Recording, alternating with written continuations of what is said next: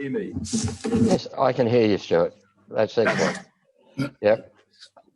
Okay. Mark, we were, the plan was to do this in conjunction with Greg Walsh. So he's having technical difficulties as well.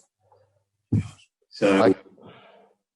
to kick this off first, I might just pass the first part over to Greg. Yes. If that's all right, and then there's a section in there that I'll Okay. Yeah, that's right. Greg's 1.5 metres away from me. Okay. All right. Right. That's Hand you fine. over to Greg for the first section. Good afternoon, Mayor Mark. Can you hear me? Yes, quite well. Okay, thank you. Good afternoon, councillors and staff. We appreciate the opportunity to speak this afternoon regarding item 13, report of the Director Corporate and Commercial Services, Jamberoo Youth Hall, to be discussed at Kaima Council meeting April 21st. I are Secretary and Chairman respectively of the Jamberoo Combined Sporting Clubs Incorporated, which is assisting council with the current Kevin Walsh Oval and surrounding sporting and recreation precinct upgrade. We have discussed the Youth Hall position with the President of the Jamberoo Valley residents and ratepayers and current Youth Hall custodians and users. We are meeting with council staff on Wednesday to discuss items in the facility upgrade, including the Youth Hall. Both Stuart Richards and I were involved in the fundraising and volunteer work during the construction of the Youth Hall, Stuart more than I. The report to councillors on the Jamberoo Youth Hall recommends that council commence direct management of the Jamberoo Youth Hall. As councillors will be influenced by the information stated in the report, we thought it necessary to comment on the following items contained in the report. Firstly, the land on which the Youth Hall is located previously belonged to the trustees of the Jamberoo sub-branch of the RSL of Australia. This land holding was approximately 50% of the southern portion of the current site. The other 50% was the Kaima Council contribution from the existing Jamberoo Reserve. Most importantly, funding for the Youth Hall was raised over several years by the Jamberoo Youth Hall Association, not the Jamberoo sub-branch of RSL Australia. Kaima Council matched the Jamberoo Youth Hall fundraising on a broad-based dollar-for-dollar basis. Generally, when the Youth Hall Committee had acquired approximately $10,000, the council would contribute $10,000 during the construction phase to keep the building ticking over. Construction costs for the hall were approximately $90,000, not including the value of the countless hours contributed over the years by volunteers.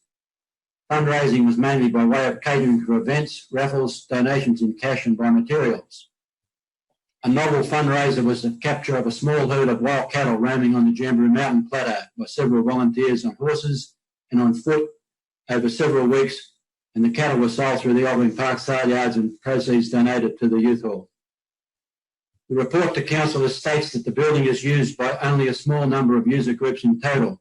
In fact, we stress the building is used constantly by Jamberoo groups, including Scouts, Cubs, Playgroup, the CWA, dancing and creative art classes 3 times per week, fitness classes twice weekly, serving of food monthly at the monthly markets, and social gatherings as required.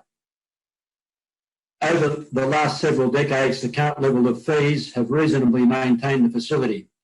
However, due to its age, the Youth Hall requires upgrading to meet current compliance standards. To ensure the information we are giving you this evening is correct, over the last several days, Stuart and I have made contact with the following. 1, foundation members of the Youth Hall Committee. We have referred to the official opening of program.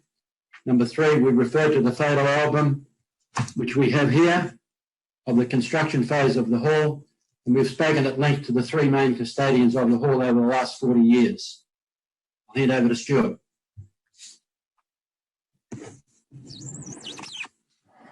Thank you. Yes, there were several items in the report which concern the residents of Jamberoo.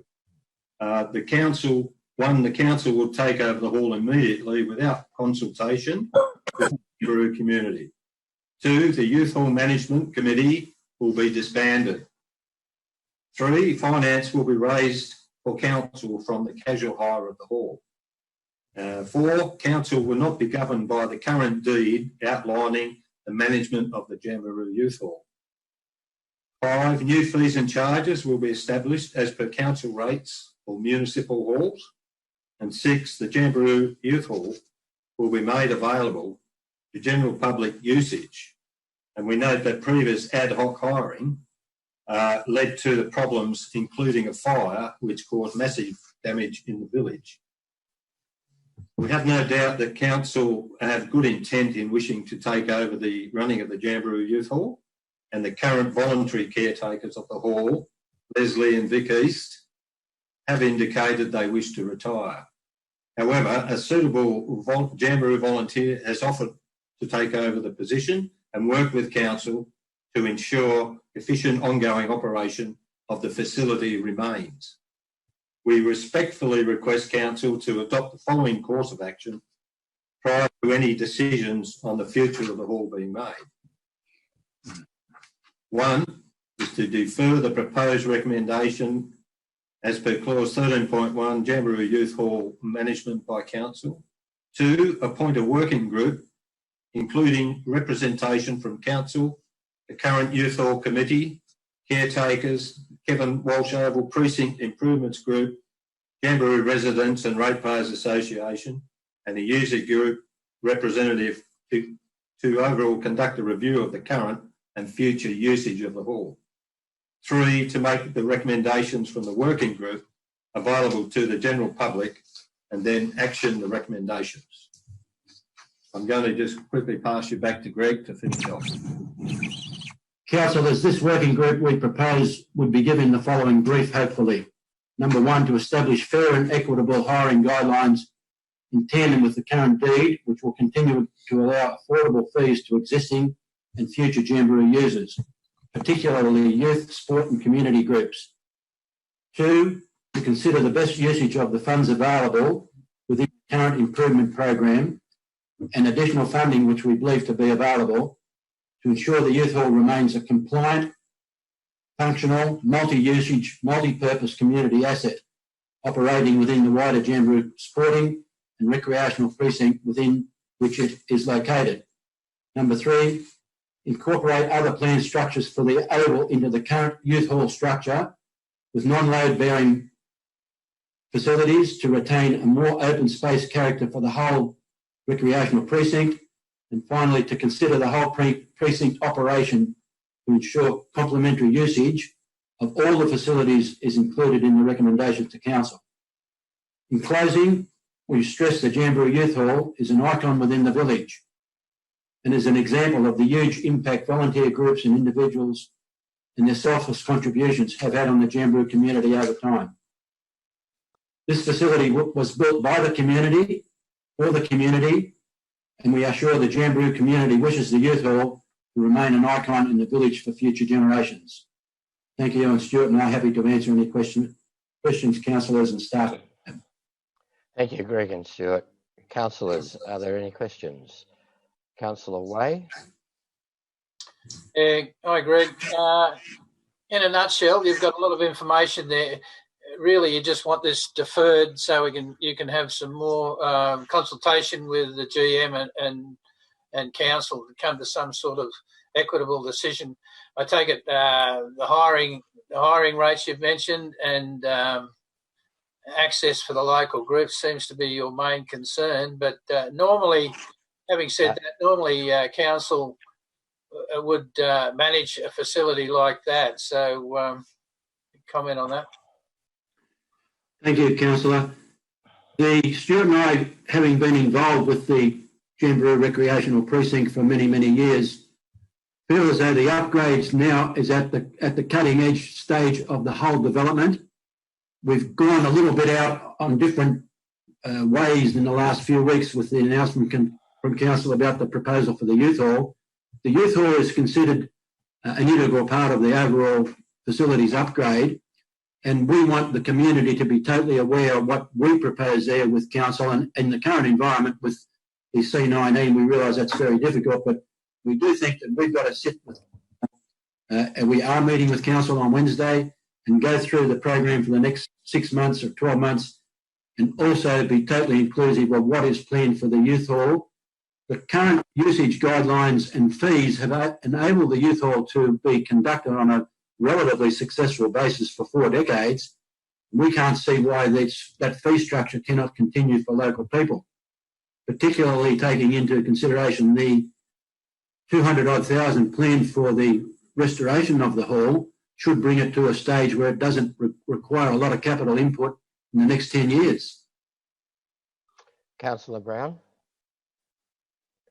Turn your microphone on, please, Councillor Brown. Thanks, Mr. Mayor. And Greg, can you hear me? Yes, thanks, Councillor Brown. Greg and Stuart, look, I love the passion that you guys have and what you've done for Jamberoo, and I've got every confidence you can do a lot with that youth hall. We have this report, though, because there has been some consultation, and we have a plan to invest some $350,000 into that youth hall. So, I'll lay my cards on the table.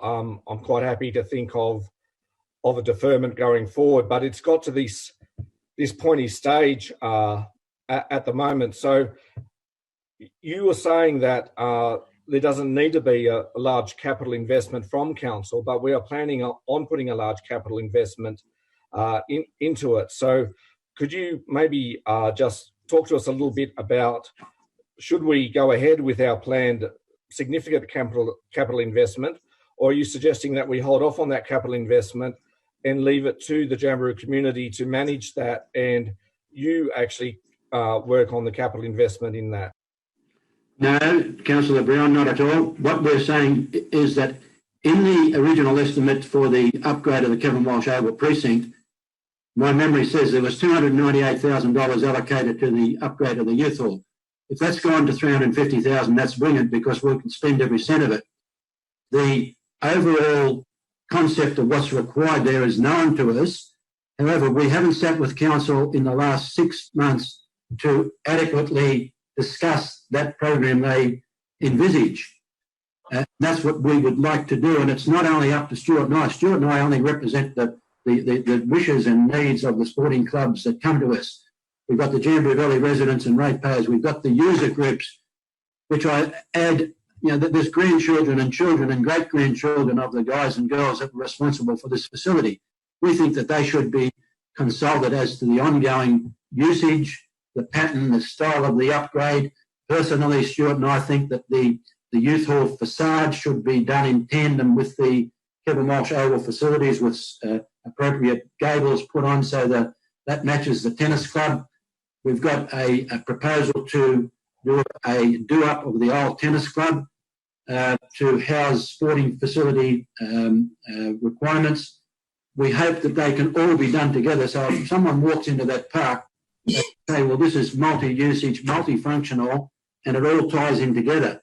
At the moment, I think we may be looking at, we'll do a bit on the youth hall here, and a bit on the tennis club, and then a bit on the croquet club. But I'd like to see that it was done 100% in tandem with that the whole precinct looks a well thought out, well presented, and a multifunctional, multi-uses facility. Thanks, Greg. Any other questions, councillors? Councillor Rice. Councillor Rice. Okay, yeah. Thanks, Mr. Mayor. And thanks, Greg, there for what your feedback was just then. What I was wondering about is, like, obviously if council goes ahead and puts in this money to further refit the youth hall, or repair and refit the youth hall, what range of uses in the past has the revenue been put to, and what would you propose that the revenue from the youth hall would be put towards if a committee from Jamberoo continued to run the youth hall? Thank you, Councillor Rice. In recent months, we've had John Marsh, who's a local retired builder and whose licence was used during the construction of the youth hall, do an inspection of the youth hall with Leslie East, Stuart and I. John thought that the main things that he could see that needed doing was the drainage at the rear of the hall, which allow ingress at the moment of water into the storage areas. That needs to be fixed. Stuart, being an electrician, realises that the electrical needs a total upgrade. The power pole outside the youth is totally unsafe, as is the attached meter board. The entrance to the youth hall needs doing up. The kitchen definitely needs redoing.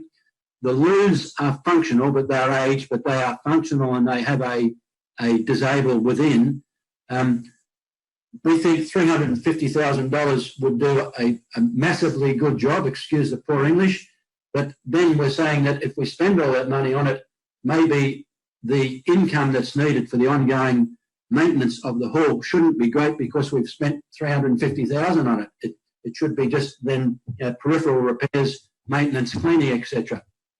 Thanks, Greg. Are there any other questions, councillors? If not, Greg, as you're aware, this will be brought forward in the council meeting tomorrow night, so that you can see the results of our deliberations. Thanks very much, Greg. Thanks, Mayor Honey, and thanks to councillors and staff. Thank you. Thank you, Mayor. Okay.